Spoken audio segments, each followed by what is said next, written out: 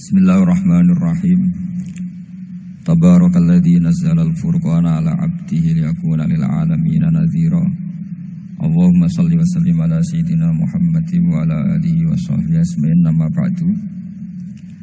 Yang sangat saya hormati Habib Hasan Toha Putra Al-Munawwar, Bapak Rektor, Bapak Direktur RSI, semua pengurus yayasan yang saya hormati, juga teman-teman baik yang putra maupun putri yang kami hormati. Ini ngaji bareng ya, terus ini bukan acara diskusi tapi acara apa? Saya mau ngaji tentang ayat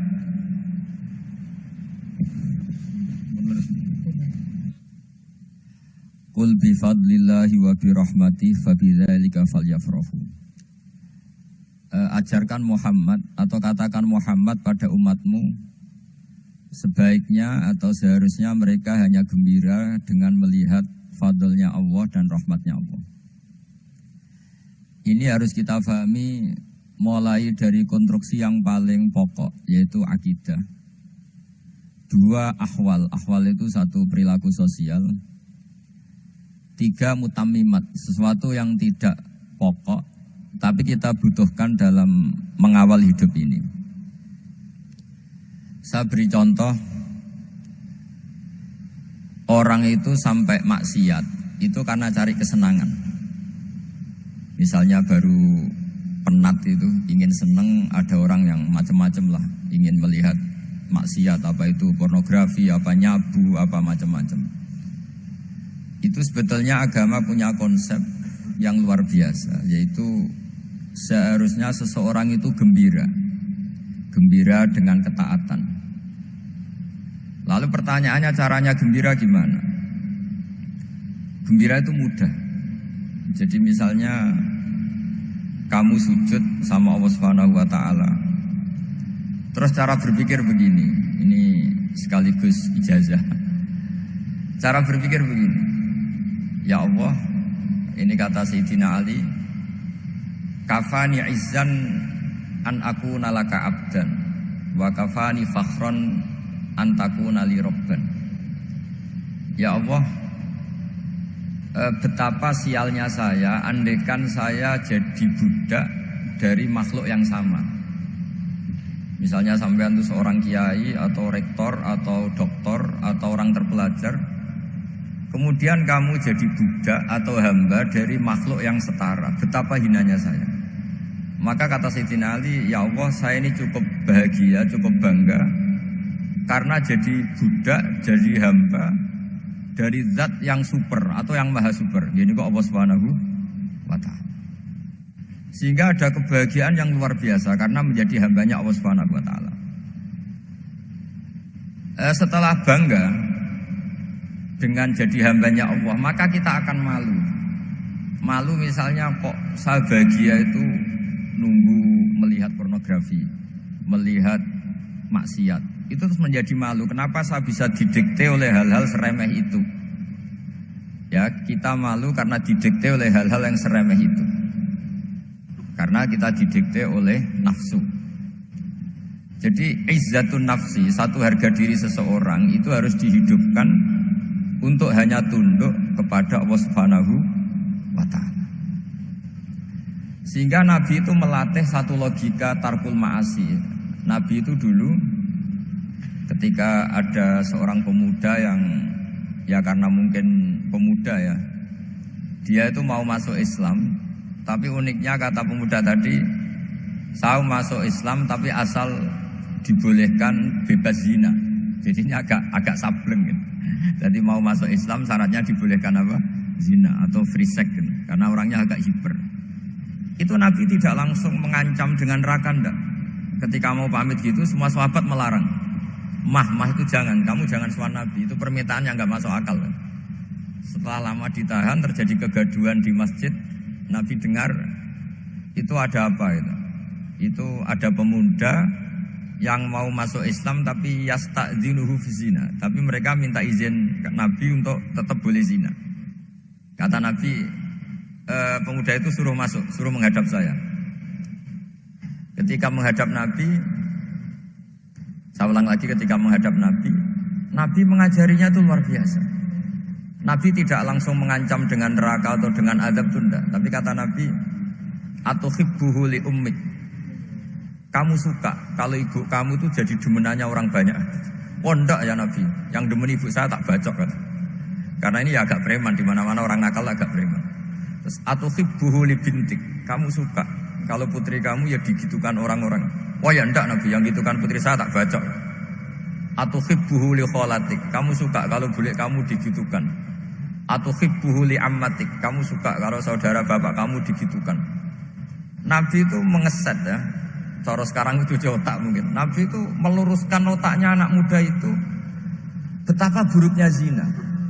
Cara bahasa Arab ditakbih. Betapa buruknya zina. Kamu suka kalau korbannya ibu kamu, putri kamu, bude kamu, bule kamu. Sehingga orang itu matur ya hasbuka ya Rasulullah, ini sudah cukup. Saya tidak pernah melihat sesuatu seburuk zina. Jadi fa'alqallahu fi qalbihi bughdha zina. Kemudian Allah meletakkan di hatinya, menanamkan benci zina. Sehingga akhirnya pemuda tadi menjadi iffah, menjadi menghindari zina. Artinya begini ya, ini mungkin yang lolos dari para kita sebagai dai, kita tidak belajar banyak tarbiyahnya Rasulullah Shallallahu Alaihi Wasallam. Jadi kalau kita benci maksiat itu jangan hanya ditahdzir, ditakutkan neraka itu enggak, jangan hanya itu, tapi di logika. Jadi kalau kita menghindari maksiat itu selain karena takut azab, itu ada logika, ada rangkaian pikiran yang menjadikan kita anti satu perbuatan apa maksiat. Jadi misalnya gini ya, kira-kira ginilah kalau contoh gampang itu. Ada orang gitu ya, nyanyi dengan pakaian yang mungkin pornografi gitu. Mungkin pemuda-pemuda ingin melihat itu, tapi bisa diobati gini. Kok enak ndekne mergawe kok tak bayar ya, aku kehilangan duit gitu. Meskipun dengan logika yang agak serampangan, yang penting menjadi kita ini punya harga diri untuk tidak tergantung hal-hal seperti itu. Sehingga Nabi itu cara menggambarkan tadi mulai atuhibbuhu li ummik. Kamu suka kalau ibu kamu jadi demenannya orang lain. Pemuda tadi bilang yang demen ibu saya mau saya bunuh. Ditambah lagi atuhibbuhu li bintik. Bagaimana kalau korbannya putri kamu, bule kamu, bude kamu. Sehingga terus si pemuda tadi betapa buruknya zina, betapa murahnya zina. Akhirnya pemuda tadi alqawwa fi qalbi bughdha zina. Terus kemudian pemuda tadi itu sangat membenci dengan apa? Perzinahan. Nah, pikiran-pikiran seperti ini harus kita tanamkan. Harus kita tanamkan supaya orang itu benci melakukan maksiat. Karena satu memang takut sukhtuwah, takut dibendu Allah atau dibenci Allah. Dua, memang logika kita mengarahkan tidak maksiat. Nah ini yang terkait Unisula yang nangani kedokteran, nangani medis. Sesuatu yang dilarang Allah itu pasti madharat. Maka untuk melarang seseorang bergantung sama narkoba misalnya, atau hal-hal yang bahaya pada fisik, itu satu tentu bagi ahlullah, tentu karena takut Allah. Tapi banyak masyarakat yang memang benar-benar bisa meninggalkan narkoba karena efek buruknya narkoba, efek buruknya ganja. Itu kita tanamkan sedemikian rupa bahwa itu mengakibatkan sakau, mengakibatkan tidak sadarkan diri, mengakibatkan kebangkrutan ekonomi, macam-macam. Sehingga mereka benar-benar benci sama yang namanya narkoba.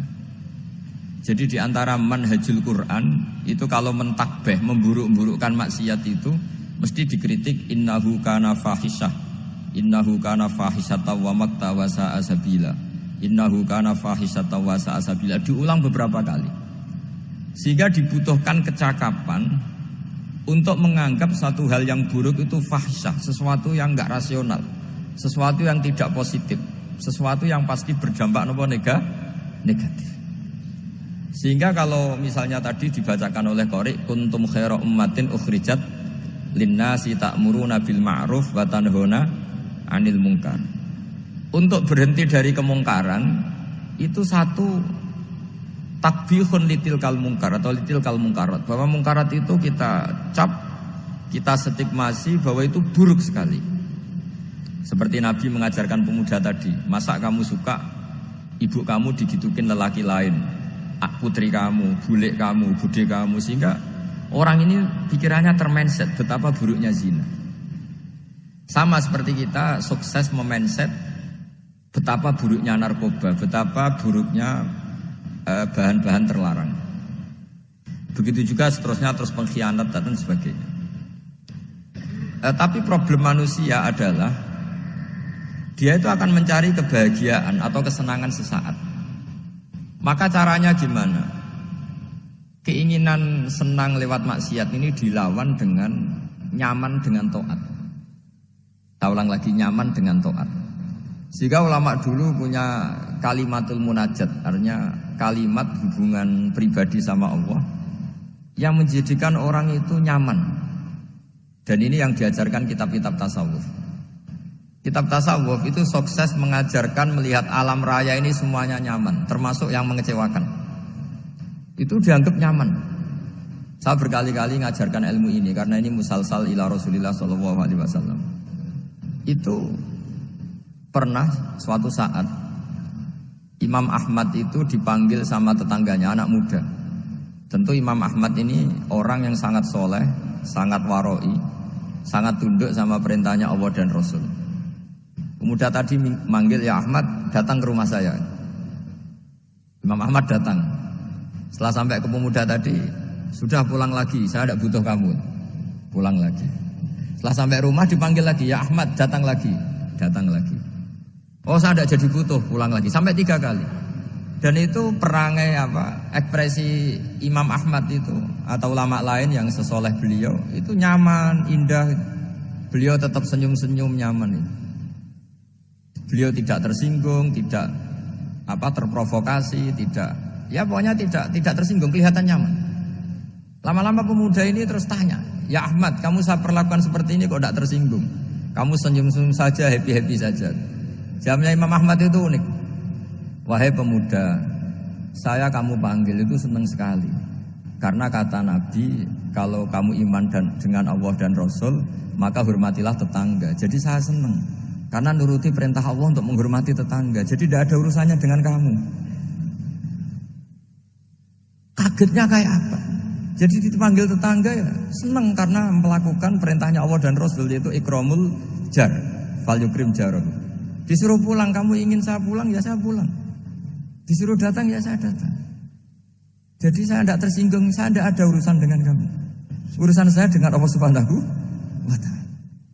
Itu kalau bapak-bapak istrinya ngomel terus sabar itu ya bagus. Saya tidak punya urusan. Kalau kamu terprovokasi oleh istri, berarti kamu didikte oleh makhluk. Masa seorang rektor didikte makhluk? Kan tidak keren. Apalagi seorang habib didikte makhluk, kan tidak keren. Yang bisa mendikte kita hanya Allah Subhanahu wa ta'ala. Dan Allah mendikte kita, mengajarkan kita wa ashiruhunna bil ma'ruf fa in karihtumuhunna fa asa an takrahu shay'an wa yaj'alallahu fihi khairan katsira. Jadi cara melihat istri kita bawel gitu atau cerewet, alhamdulillah ini ada pahala tanpa modal, cukup sabar. Kalau istri kamu sedang mesra malah mintanya ke mall, malah biayanya tinggi. Murah mana dapat pahala dimarahin sama saat mesra minta ke mall? Milih yang pertama kan? Nah ya itu tidak usah modal itu. Ya gitu aja. Jadi kalau istri sedang marah bawel, anggap saja ini rezeki. Dapat pahala tanpa apa? Biaya. Nah, kalau pas rukun malah nantang ke mall, biayanya malah tinggi. Jadi ulama dulu itu melihat dunia itu happy. Pernah Imam Syafi'i dikasih tahu, orang yang tadi nyium tangan kamu ya, itu di rumah menghujat Anda. Jadi dia sopan hanya di depan Anda, kalau di luar menghujat Anda. Jawabnya Imam Syafi'i lucu. Ya baguslah. Yang cerita ini kaget. Kenapa bagus ya Aba Abdillah? Kalau manggil Imam Syafi'i ya Aba Abdillah. Ya berarti saya masih wibawa, di depan saya tidak berani katanya. Jadi dipandang enteng saja. Jadi kalau kamu di depan kamu istri kamu tidak berani belanja, tidak ada kamu belanja banyak, anggap saja Anda wibawa. Jadi enteng saja. Pernah Imam Syafi'i dikasih tahu, Separuh dari kampung Anda itu gak suka kamu. Ya bagus lah. Kenapa? Oh nak rukun malah bakal utang katanya gitu. Kira-kira yang utang itu yang rukun apa yang neng-nengan? Yang rukun. Jadi enteng saja mungkin. Masyhur itu makalahnya Imam Syafi'i. Waman asa'a ilaika faqad atlaqaka. Orang yang berbuat buruk sama kamu berarti membebaskan kamu. Kalau saya sedang neng-nengan sama Habib Hasan Toha Putra, beliau naik Alphard gak nawarin saya sah karena baru neng-nengan. Tapi kalau sedang rukun malah harus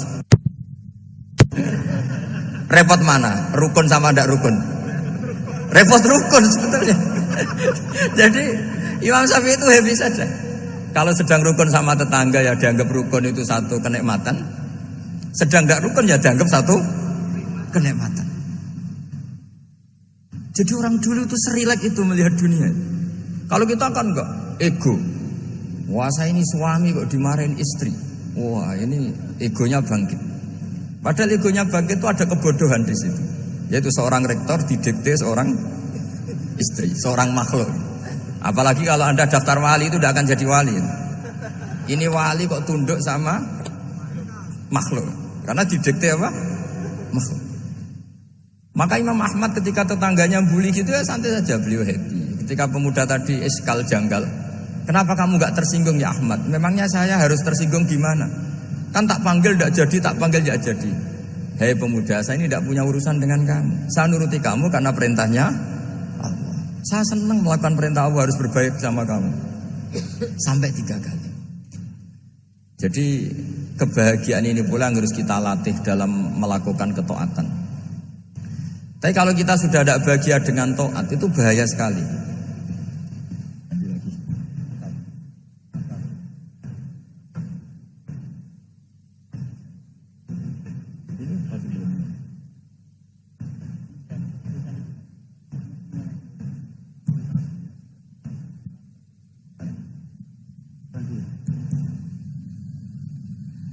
Harus gini Bang prosedurnya.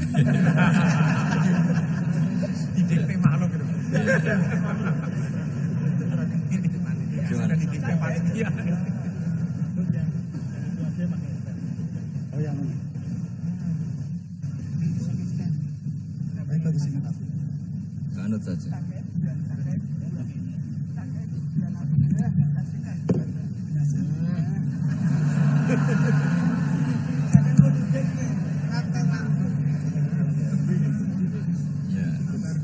Sudah, ini sudah bisa.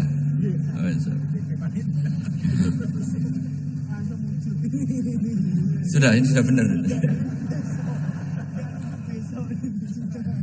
Untungnya kiainya latihan jadi wali, jadi gak tersinggung. Kalau ndak ini sudah masalah ini. Paling ndak kan baru ngajarkan gitu, masa ada bisa meraktekkan gitu. Jadi pura-pura soleh. Tapi memang obsesi saya terbesar atau cita-cita saya terbesar memang setiap ngaji saya ingin orang mukmin semuanya itu bahagia. Dengan bahagia itu mereka tidak neko-neko ingin mencari kebahagiaan lewat jalur apa maksiat.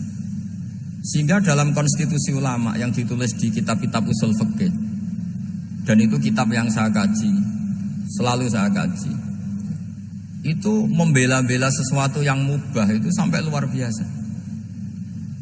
Karena melihat mubah itu, misalnya Anda tidur itu berstatus mubah. Anda bermain catur berstatus mubah. Anda rileks sama teman jagungan semalam dengan teman rektor atau dosen atau yayasan, itu melihatnya bukan mubah tapi tarkul maksiyah. Misalnya saya semalaman asik musamarah itu jagungan malam sama Habib Toha Al-Munawwar. Itu awang hitungnya bukan, wah ini jagungan ngalor ngidul tidak penting tuh, enggak. Malam itu bahak tidak ke dugem, tidak ke tempat maksiat. Sehingga ada ulama yang mengatakan mubah itu enggak ada. Saya ulang lagi, mubah itu enggak ada. Kan umumnya ulama bagikan wajib, ya kan, haram gitu. Terus diantaranya mubah, sunat, makruh. Ada ulama yang mengatakan mubah itu enggak ada. Kenapa? Logikanya begini, itsma min mubahin illa wa yatahaqqaqu bihi tarku haramimma. Karena tidak ada mubah yang Anda lakukan kecuali saat itu pasti ditinggalkannya sebuah keharaman. Misalnya Anda sedang jagungan sama istri di luar, di rumah, asik di rumah semalaman. Mungkin bahas hal-hal yang ringan. Mungkin melihat sinetron atau apa yang ringan. Tapi di situ terjadi Anda meninggalkan ke tempat-tempat maksiat. Sekarang ninggal maksiat itu wajib apa mubah? Wajib. Padahal Anda sedang melakukan mubah. Nah itu dicatat oleh Allah itu tarkul haram, meninggalkan keharam. Jika masyhur dalam cerita wali-wali itu, Abu Yazid yang seperti itu ibadahnya pernah tanya, ya Allah lalu yang makomnya orang seperti saya siapa? Karena beliau semalaman ibadah terus. Sama Allah dijawab, ya yang tidur di pinggir kamu itu. Abu Yazid, loh kok bisa ya Allah? Dia kan tidur terus. Ya kan dia tidur berarti meninggalkan keharaman. Ngomong sing potongan tukang maksiat itu apik turu apik melek kira-kira gitu. Apik turu. Timbang sama nak melek pola wis turu ae kira-kira gitu. Jadi gak usah dipaksa tahajud, dipaksa qiyamul lail itu. Iya kalau qiyamul lail. Kalau dapat informasi, kesini ikut saya terus katut kan repot. Jadi perlawanan terhadap maksiat itu sebetulnya gampang dalam Islam karena tadi gak ada sesuatu yang mubah kecuali saat dilakukan berakibat meninggalkan keharaman. Mudah sekali. Jika banyak orang jadi wali itu karena melakukan mubah. Itu ada orang jadi wali itu karena sering makan. Ya makan-makan biasa itu. Karena ketika makan, ya Allah, betapa doifnya saya. Katanya saya presiden, katanya saya rektor, saya kiai. Ternyata kalau gak makan tuh lemes. Apa hebatnya makhluk yang bergantung makhluk yang lain, yaitu makanan. Nah karena seperti itu terus dia al-laja ilallah, terus dia sungkeman ning Allah. Betapa lemahnya saya. Sebab itu ketika Quran mengkritik dan dengan tanda kutip kemungkinan Tuhannya Isa bin Maryam, itu ngeritiknya sederhana Quran itu. Mal masih ibnu Maryam illa rasul qad khalas min qablihir rusul wa ummuhu siddiqah kana yaqulanit ta'am. Isa itu tidak Tuhan, wong dia makan.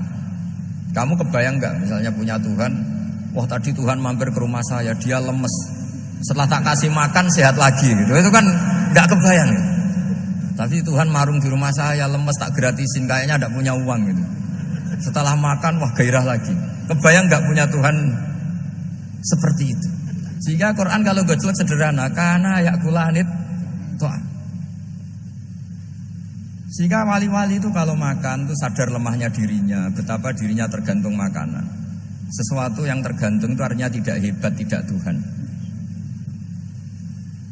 Jadi untuk menjadi wali, untuk menjadi dapat ridhonya Allah itu sebenarnya sederhana. Termasuk ada cara jadi wali yang agak kacau, tapi ini ya benar, asal niatnya benar.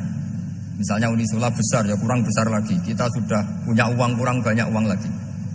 Itu Nabi Ayub, itu kan seorang nabi. Pernah diuji Allah, ini ada di Sahih Bukhari. Nanti kamu tanya, hadisnya sahih enggak? Ini ada di Sahih Bukhari. Kadang orang kota itu aneh, enggak ahli hadis tapi tanya, sahih enggak? Padahal andekan dibodohi sahih ya ngandel saja. Jadi kadang ya aneh. Wong enggak tahu kok tanya itu. Itu Nabi Ayub itu sudah kaya, pas itu sudah kaya. Bukan cerita yang masih miskin, memang sudah kaya. Beliau di kamar dihinggapin satu belalang dari emas. Setelah belalang itu dikejar, ternyata yang jenis itu banyak, semuanya dari emas. Ngambil sana sini, ini yang kesak ini dipenuhin, saku ini dipenuhin, sampai banyak. Terus sama Allah digojlok, kamu itu nabi saya, kenapa kamu mengumpulkan harta sebanyak itu? Kamu itu nabi saya kok rakus? Jawabannya Nabi Ayub unik. Ya Allah, siapa yang bisa kenyang dari rahmatmu? Ya, jadi kalau kamu punya uang 1 miliar, kok ingin 1 miliar 100, ingin 1 miliar 200, itu cara ngitung bukan uang. Ya Allah, siapa yang bisa kenyang dari rahmatmu? Karena rahmat Allah tidak terbatas. Sudah Gusti, tenang saja. Meskipun saya gini, rahmat Anda tidak akan habis. Sehingga waroi ada ilmunya, tomak juga ada ilmunya, termasuk ragus itu juga ada ilmunya. Misalnya begini, ini contoh ragus yang ada ilmunya begini. Ini saya beri contoh. Mungkin yang boleh niru orang-orang soleh, kalau nggak soleh jangan. Imam Syafi'i ini cerita nyata. Imam Syafi'i itu dulu ketika ngaji masih muda itu nggak suka sama guru yang kaya. Kebetulan dia punya guru miskin terus. Namanya Sufyan As-Tsauri, itu miskinnya Masya Allah. Sufyan bin Uyainah juga miskin. Jadi dia miskin, punya guru miskin terus. Sehingga idolanya ya sama guru-guru yang miskin. Suatu saat guru-guru ini menyarankan dia ngaji Imam Malik. Imam Malik itu kaya raya. Itu babutnya Imam Malik kalau diinjek itu mata kakinya tidak kelihatan saking halusnya. Kalah Indonesia kalah. Imam Malik tuh gaya. Kalau ngaji di kursi tinggi terus pakai bukhur itu, pakai jubah Arab yang mahal. Pokoknya mewah kali Imam Malik. Terus dia mulai ini kiai kok kaya. Kemudian setelah beliau alim tanya, saya harus ngaji siapa setelah ilmu jenengan habis kira-kira gitu. Kata Imam Malik, sudah, kamu tidak usah perlu ngaji saya, kamu sudah alim alama. Terus Imam Malik datang ke Baki. Zaman itu Baki itu semacam kayak rentalan ya, semacam Grab lah kalau dulu. Mana kafilah yang mau ke Irak? Ya sudah terus. Oh kita mau ke Irak. Ini antar ke Muhammad bin Hasan As-Syaibani. Itu dibiayai sama Imam Malik. Grabnya ya dibayarin, itu kafilahnya itu ya dibayarin. Imam Syafi'i disangoni surrotan min dhahabin. Jadi satu kepes uang dikasihkan. Itu pernah tak hitung semurah-murahnya itu sekitar 60 juta. Imam Syafi'i mulai mikir, kiai yang saya kritik lomo, sing kiai miskin tak puji, gak pernah ngamal kan, tentu orang miskin kan. Setelah datang ke Muhammad bin Hasan As-Syaibani, beliau itu pakar usul fikih, muridnya Abu Hanifah. Beliau al-usuli, pakar usul fikih. Itu Muhammad bin Hasan As-Syaibani itu kalau ngitung emas, itu di ruang tamu. Uangnya miliaran, emasnya banyak. Dari kota ini dipindah ke kota ini, emas kalau ngitung di ruang tamu. Bukan di kamar, di ruang tamu. Imam Syafi'i tambah kaget. Imam Malik kayak gitu sudah saya soal, malah ini kaya raya. Setelah Imam Syafi'i kelihatan kaget, digojlek sama Muhammad bin Hasan As-Syaibani karena beliau senior. Atajabu min hadza, kamu aneh melihat ini? Iya. Kenapa? Ulama kok kaya raya. Terus kata Muhammad bin Hasan, ya sudah, uang ini tak kasihkan orang-orang fasik, ganti gue demenan, gue nyabu, gue macam-macam. Oh jangan, nanti dipakai maksiat. Pun jenengan mawon sing sugih. Semenjak itu Imam Syafi'i rubah mensa. Jadi kalau kampus ini ingin akreditasi A, ingin mulia, ingin apa, kamu ridho kalau yang punya prestasi seperti itu adalah orang-orang fasik. Ridho enggak? Enggak kan? Maka didoakan ini. Nah itu namanya berpikir secara usuli. Kamu jangan hanya nuruti karena berpikir waroi terus kamu benci kekayaan, benci pangkat, benci apa, enggak bisa seperti itu. Karena pangkat dan kekayaan ketika dikelola secara kesolehan maka akan menjadi energi positif yang luar biasa. Semenjak itu Muhammad bin Hasan As-Syaibani berhasil mendidik Imam Syafi'i. Sampai akhirnya keterusan Imam Syafi'i berpendapat kalau orang Islam bisa bikin rumah tingkat kok punya rumah reot itu haram. Akhirnya keterusan. Kalau bisa jadi bupati kok jadi ketua RT juga haram. Karena al-Islam ya'lu wala yu'la alaih. Islam itu luhur bukan bisa diluhurin. Sehingga rata-rata orang Syafi'iyah termasuk kiai-kiai Indonesia itu rata-rata ya agak-agak politikus. Ya agak-agak kedonyan, mungkin sebagian yang kedonyan tenan gitu. Karena gak ridho gitu loh. Kalau kesempatan itu dikuasai orang fasik kemudian menjadi kekuatan maksi. Coba kalau bupati itu orang yang fasik. Kemudian programnya supaya rakyat seneng semalaman dangdutan yang purno misalnya. Supaya rakyat seneng dibolehkan dugem, dibolehkan judi. Tapi kalau yang jabat orang soleh kan ada beberapa perda yang menolak penyakit apa? Masyarakat. Jadi kamu jangan melihat bahwa kepangkatan ini hanya sebagai alat korupsi, alat otoriter, enggak. Asal kena orang soleh, maka ini menjadi energi kesolehan atau energi positif. Sebab itu ketika Allah muji para nabi yang soleh, diantaranya disifati apa?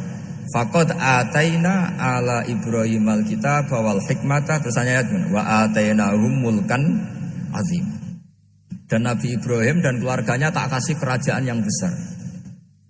Nah sekarang masih banyak orang yang cara pandang ngapain bikin unisula yang megah, ngapain berambisi punya akreditasi A dan sebagainya. Menyoal seperti itu salah secara usul fikih. Karena secara usul fikih kesempatan yang baik tentu harus diperjuangkan oleh orang-orang yang soleh. Karena ini supaya jadi otoritas yang positif. Itu dulu ada latihannya. Jadi orang dulu itu gampang sekali ketika milih miskin ditanya, kenapa miskin? Saya ingin hisab saya ringan. Tapi ketika mereka kaya, yang soleh, supaya harta ini tidak dipakai orang yang nanti dipakai maksiat. Kita misalnya orang soleh kok mau pangkat, karena kita ada ridho, kepangkatan itu dipegang orang maksiat, kemudian menjadi energi maksiat. Begitu juga seterusnya. Maka ulama dulu itu rileks. Sampai Syekh Nawawi Al-Bantani itu nanti bisa dicek di tafsir Qul hal yastawil ladzina ya'lamuna wal ladzina la ya'lamun. Beliau muji-muji ulama. Kemudian ada seorang yang agak hasud mungkin. Tanya begini. Hebatnya ulama itu begini-begini. Terus ditanya, tapi kenapa kita sering melihat ulama ngantri proposal di rumahnya bupati gitu. Sementara bupati nggak pernah datang ke ulama ngaji ihya. Jawabannya Imam Syekh Nawawi itu unik. Ya karena ulama itu tahu gunanya uang, sehingga nyari uang untuk pondok, untuk masjid. Sementara bupatinya tidak tahu gunanya ilmu, maka tidak pernah ngaji. Jadi ya ringan saja. Jadi ya sudah seperti itu. Jadi kalau ada ulama kedonyan, anggap saja karena tahu gunanya uang. Jadi kenapa ulama ngantri di kabupaten, bukan bupati ngantri di ulama? Jawabannya karena ulama tahu gunanya uang, sementara bupatinya nggak tahu gunanya ilmu. Ya kira-kira gitulah. Ada ustadz tidak ganteng, kesensem rondo cantik, karena tahu gunanya ustadz itu. Artinya tahu gunanya kalau saya nikah nanti punya anak jadi gus, karena dia kiai gitu. Tapi rondone raro gunanya dia karena miskin gitu. Jadi ulama dulu itu rileks, menafsirkan apa saja itu rileks, termasuk saat terpojok itu rileks. Karena semuanya dianalisis pakai ilmu. Sehingga ciri utama wali itu apa? Ala inna auliya Allahi la khaufun alaihim wa lahum yahzanun. Enggak ada rasa takut, enggak ada rasa gampang. Karena melihat sesuatu itu gampang saja. Saya ulang lagi, melihat sesuatu itu gampang saja, ringan. Saya beri contoh ya betapa pentingnya mindset ya, cara berpikir. Orang itu menjadi kikir itu karena nganggap hidup itu lama dan uang itu penting. Kalau zaman Nabi itu sederhana kalau melihat hidup. Pernah suatu saat Nabi itu punya jatah makan. Karena Nabi itu hidupnya juga pas-pasan. Jadi Nabi itu unik. Beliau di satu sisi kaya raya, bisa ngurmat Abu Hurairah, Ammar, Suhaib. Ashabu Sufa itu dirawat Nabi semua. Itu kan kaya, bisa merawat sekian orang. Tapi di sisi yang lain untuk pribadinya beliau miskin. Kadang nggak bisa makan hari itu. Tapi di saat yang sama bisa merawat Ahlus Sufa. Jadi keliru kalau orang hanya cerita Nabi itu miskin, untuk makan dirinya aja susah. Itu keliru. Kelirunya kalau tidak diteruskan, tapi Nabi mampu menghidupi Ahlus Sufa. Singkat cerita jatah makannya Nabi itu dikasihkan orang ketika Nabi ditanya, ya Aisyah, makanan jatah saya di mana? Oh ya Rasulullah, tadi ada orang minta tak kasihkan, maka makanan itu habis. Apa kata Nabi? Kamu salah Aisyah. Yang kamu kasihkan itu justru yang masih. Ya yang kamu kasihkan itu justru yang masih. Sehingga Nabi menganggap, makanya Nabi terus ngendikan. Ya kalau mukhatabnya lelaki ya kira-kira begini. Wahal laka min malika illa ma akalta fa'afnaita walabista fa'ablaita. Terus tanya, watasoddaqta fa'abqaita, kata Nabi. Harta kamu ya kamu makan kemudian ke WC jadi kotoran, atau punya pakaian mewah nanti rusak. Watasoddaqta fa'abqaita. Ada yang kamu sedekahkan, yaitu yang abadi sampai akhir. Sehingga banyak pengusaha yang mencintai saya setelah tak ajari hadis itu. Misalnya punya uang 1 miliar karena dia spekulan atau pedagang rawan bangkrut, disedekahkan ke masjid 50 juta, yaitu yang abadi. Jadi kalau suatu saat bangkrut, dia masih punya uang 50 juta di akhirat. Jadi Nabi itu mengajari sedekah itu apa? Ya sedekah itu pengabadian uang. Kalau kita kan enggak, bilang sedekah itu nguras uang. Itu pikirannya setan dan pikirannya orang Islam. Itu cara berpikir setan, bukan cara berpikir umat apa?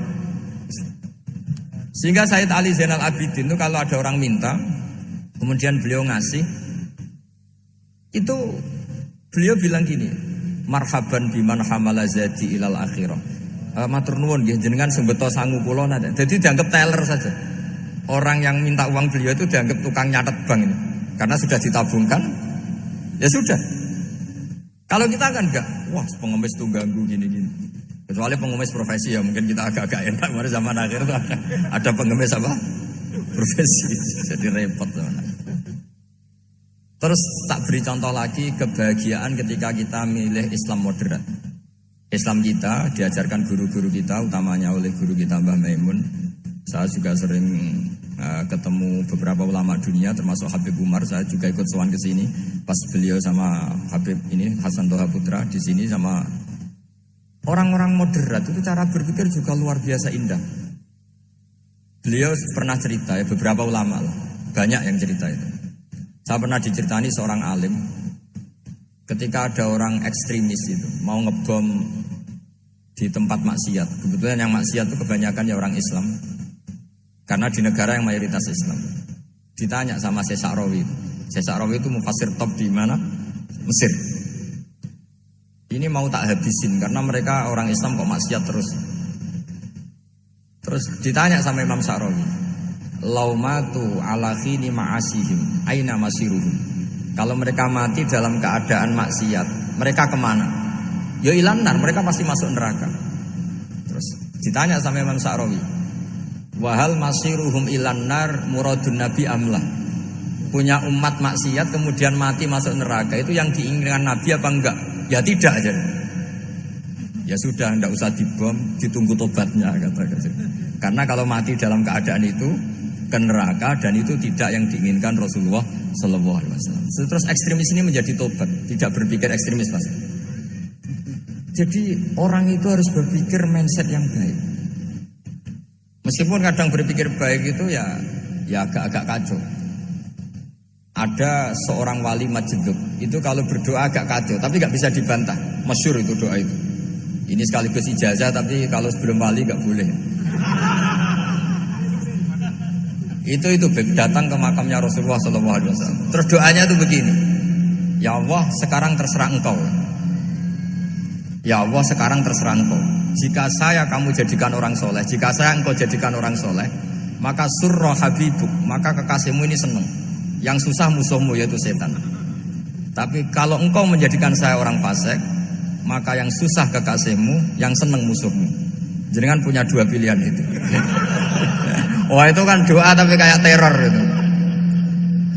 Ya jadi berdoa di Raudhah. Wah itu pasti mandi itu karena agak-agak maksa Tuhan itu. Ya Allah engkau punya dua pilihan. Jika saya jadi orang soleh, maka kekasihmu ini senang. Musuhmu yang susah yaitu setan. Tapi jika saya jadi orang fasik, maka musuhmu yang senang, kekasihmu yang susah. Mohon terserah jenengan, mau menyenangkan kekasihmu apa menyenangkan musuhmu gitu. Kira-kira gimana? Kalau tertarik boleh doa itu dipraktekkan. Tapi kayaknya kalau copy paste itu gak keren apa? Jadi dulu orang itu muamalah sama Allah dan Rasul itu rileks. Rileks itu nyaman karena ya tadi kul bi fadlillah wa bi rahmati fa bidzalika falyafrah. Sehingga Imam Izzuddin bin Abdissalam itu ngendikan innalladzina yarmunal muhsanatil ghafilat. Di antara kebaikannya ibu-ibu atau mbak-mbak ini harus berstatus ghafilat. Perempuan-perempuan pelupa. Ghafilat itu pelupa. Pelupa dari kenikmatan maksiat sehingga mereka dengan taat. Misalnya ada ibu-ibu atau mbak-mbak atau juga bapak-bapak tahajud, kemudian nyaman dengan tahajud itu. Kira-kira terbersit enggak ingin maksiat? Enggak kan, karena sudah nyaman dengan tahajud, dengan taat. Maka dibutuhkan kenyamanan dalam beribadah. Sebab itu ala bidzikrillahi tatmainnul qulub. Makanya saya termasuk kiai yang setiap ngaji itu happy, seneng. Karena ini untuk kampanye. Senang dengan ngaji, dengan taat itu sudah luar biasa. Kayak apa kalau mereka senangnya kalau nunggu melakukan maksiat. Jadi termasuk bentuk perlawanan kita terhadap maksiat adalah usahakan kamu tuh bahagia, senang dengan taat.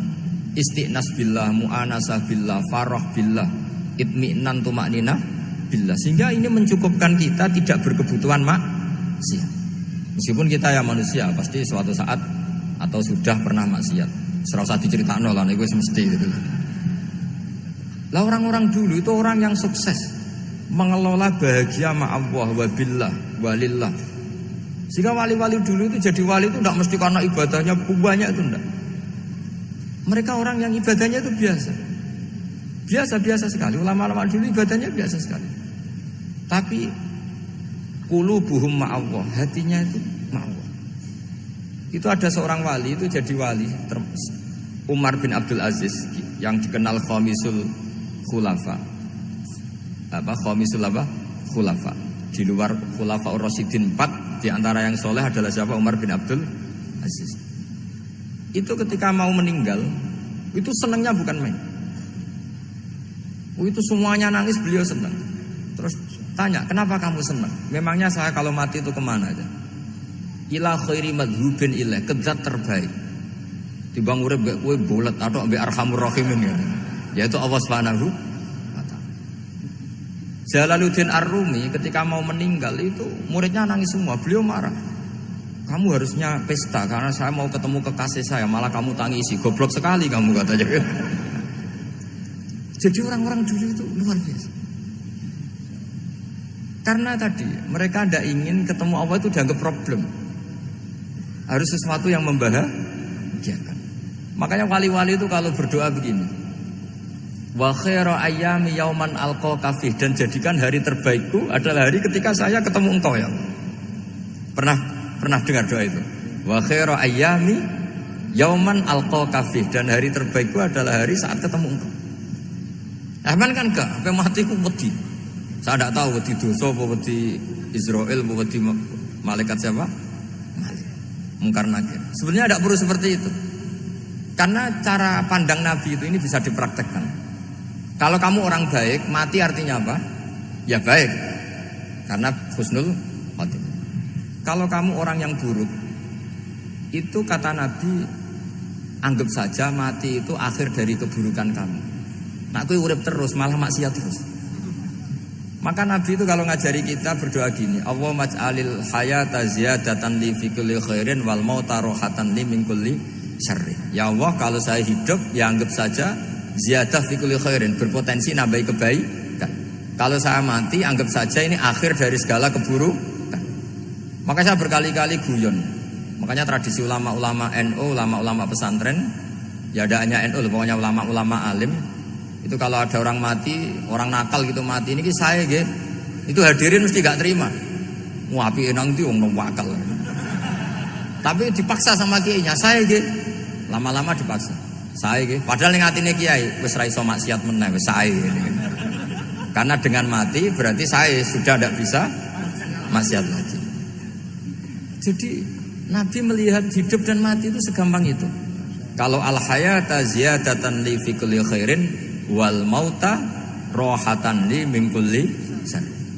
Coba kita ke depan itu kan ada potensi zina, potensi korupsi, potensi maksiat.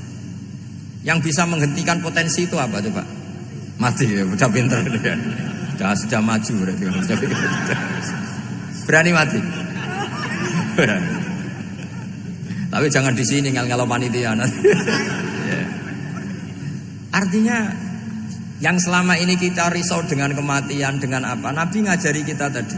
Allahumma ij'alil hayata ziyadatan li fi kulli khairin wal mauta rohatan li min kulli syarr. Ya Allah, jadikan hidup ini sebagai bekal menambah kebaikan, dan suatu saat kalau saya mati, semoga itu akhir dari segala keburukan.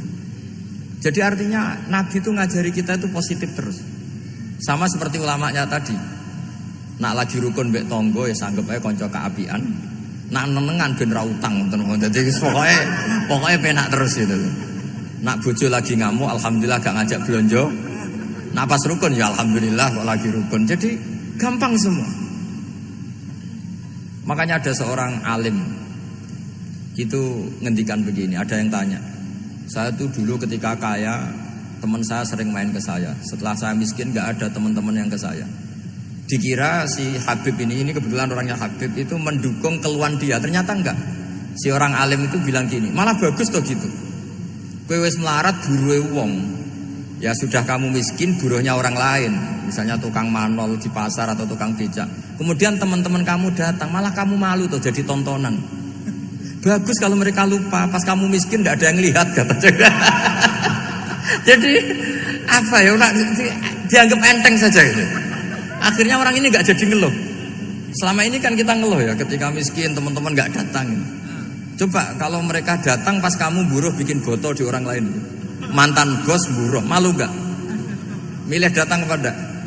Enggak lah, sudah bener itu. Jadi ulama dulu itu makanya sering baca biar tahu solusi hidup. Jadi ulama dulu itu gampang sekali melihat kehidupan itu, gampang sekali, indah, gampang. Sekarang tuh enggak. Orang itu cara berpikir nuruti nafsu, itu yang bahaya. Makanya Quran kritik ara'aita man ittakhadha ilahahu hawa. Orang yang cara berpikir itu nuruti hawa nafsu. Kalau zaman Nabi, zaman sahabat, zaman ulama itu enggak seperti itu. Sehingga cara berpikir itu mudah. Makanya kata Nabi, absyiru ya ma'syaral muslimin, kata. Kamu harus senang ya ma'syaral muslimin. Allah sekarang buka pintu langit yang sebelumnya enggak pernah dibuka. Dan Allah yubahi bikum malaikata, dan Allah membanggakan kamu kepada para malaikatnya. Kenapa? Umatnya Muhammad, umatnya Rasulullah Muhammad SAW itu kalau sampean kepengin mati setiap saat itu baik, itu resepnya gampang kata Nabi. Addu faridotan wantadzoru ukhra. Jadi Allah memberitahu, ya Muhammad, umatmu ini luar biasa. Jadi misalnya tadi kita sholat subuh, ditanya, Bahak kamu sekarang ngapain? Nunggu sholat duhur ya. Setelah sholat duhur ditanya lagi nunggu apa asar. Sehingga famangkana hijratuhu ila wa rasulih fa hijratuhu ila wahi. Jadi kalau ya sudah ini tak ijazahkan. Kalau setelah sholat subuh nunggu apa? Duhur. Setelah duhur nunggu. Sehingga ketika kita mati itu statusnya penunggu sholat. Tapi kamu kan enggak miskin. Kenapa? Penunggu kaya. Ya itu enggak masuk surga itu. Penunggu kemapanan. Berarti kan menunggu sesuatu yang seleranya nafsu. Beda kalau penunggu sholat. Berarti kamu di dunia menunggu ritual ibadah. Maka diantara ijazahnya Nabi apa?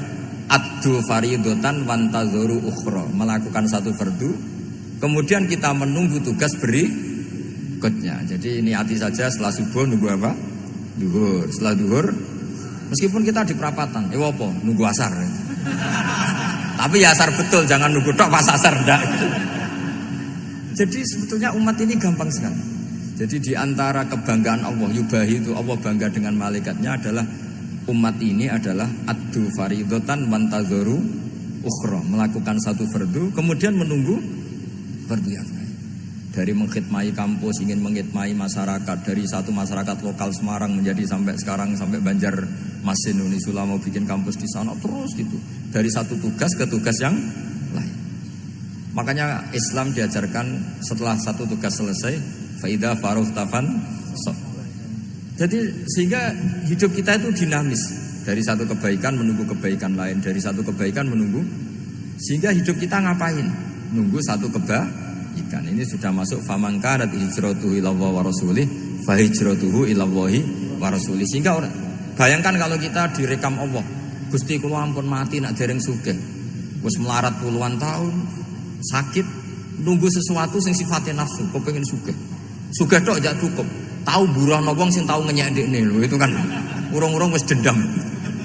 Saya belum mau mati sebelum kaya dan buruhkan orang yang pernah melecehkan saya. Wis ngono akhirnya mati urung sugih. Berarti wis fakir matine hasud. Mau itu ngenes dunia akhirat kan kira-kira seperti. Kamu santai aja kalau fakir berarti meringankan hisab karena ada banyak harta. Yang mau dihisab apanya, enggak punya apa-apa. Jadi saya mohon sekali ya, Islam itu mengawal kebahagiaan. Sebab itu sampai bahagia itu menjadi perintah Islam, kul bi fadlillah wa bi rahmati fa bidzalika falyafrahu. Karena dengan bahagia bi taat diharapkan orang Islam itu tidak bahagia atau cari kesenangan lewat jalur maksiat. Sehingga ciri utama wali apa? Ala inna auliya Allahi la khaufun alaihim wa lahum yahzanun. Sehingga ulama dulu itu rileks-rileksnya. Termasuk yang saya ceritakan tadi, Imam Ahmad, Imam Syafi'i, itu melihat apa saja rileks.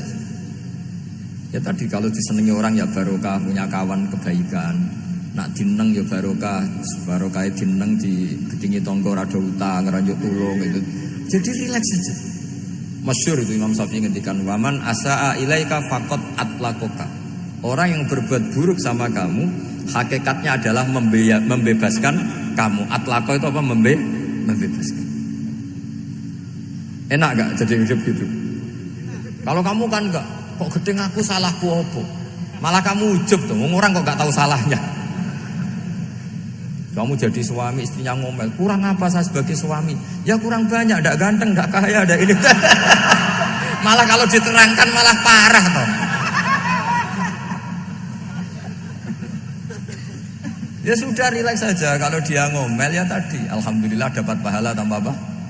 Dia ya. Terus ngomel kan butuh energi, paling yang ndak kuat 3 jam. Nanti juga berhenti apa? Sendiri. Terus ambil nilai positifnya. Misalnya ngomel sama suaminya, bagus lah. Kalau ngomel sama tetangga malah kayak apa gitu aja udah. Jadi ulama dulu itu gampang sekali melihat hidup. Rasulullah ya gitu, melihat hidup tuh gampang saja. Ketika tanya, "Ya Aisyah, apa ada sarapan?" "Tidak ada ya Rasulullah." "Ya sudah, saya tak puasa." Jadi enteng saja. Kadang-kadang beliau ingin puasa, ya puasa sunat, ada sarapan nggak jadi puasa. Rileks. Nabi itu rileks. Kalau ngajari kebaikan juga rileks. Nah sekarang itu banyak orang yang karena mungkin kurang baca, Islam itu kayak menjadi aturan yang bengis, yang repot, yang mengekang. Itu tidak seperti itu. Yuridu wa bikumul yusra wala yuridu bikumul usra. Allah menghendaki agama ini mudah. Sehingga ada sahabat di Imami Mu'ad itu baca Baqarah. Sahabat ini pekerja petani, mufarokoh ditinggal. Ketika Mu'ad lapor, "Ya Rasulullah, ini ada orang munafik, tengah-tengah sholat mufarokoh saya ditinggal." Yang disalahin itu tidak yang tinggal tapi Mu'ad. "Afattanun anta ya Mu'ad, kami itu tukang fitnah. Masa ngimami petani pakai surat Baqarah?" Jadi yang disalahkan ini imamnya. Kalau kamu jadi imam, sholatnya ya yang cepat. Makanya terus banyak orang kecepatan karena tadi. Jadi Nabi itu enteng sekali. Jadi apa ya? Nabi itu beda dengan yang kita bayangkan, beda. Nabi pernah ngaji di masjid, kemudian ada tetangga lewat pakai cangkul ke kebun. Semua sahabat gerutu. Ini orang tidak benar. Ada Nabi ngaji ditinggal saja ke kebun, tidak ikut ngaji. Jawabannya Nabi, "Tidak, itu bagus, itu ikut sunnah saya." "Kenapa ya Rasulullah?" "Dia kerjanya nyari halal, dan untuk menghidupi keluarganya itu juga ajaran saya. Sehingga yang ngaji ya ajarannya Nabi, yang nggak ngaji karena kerja mencukupi keluarga juga ajarannya Nabi." Segampang itu. Kalau kayaknya kamu kan, wes roh akhlak kan gitu. Nabi rileks saja Nabi. Sampai bisa lihat itu di Ihya, di bab Fadhailul Kasbi. Makanya ini penting sekali supaya orang itu berpikir Islam atau mendakwahkan Islam itu berdasar sanad ya yang muttasil yang pernah dilakukan Rasulullah sallallahu alaihi wasallam. Semoga barokah. Assalamualaikum warahmatullahi wabarakatuh.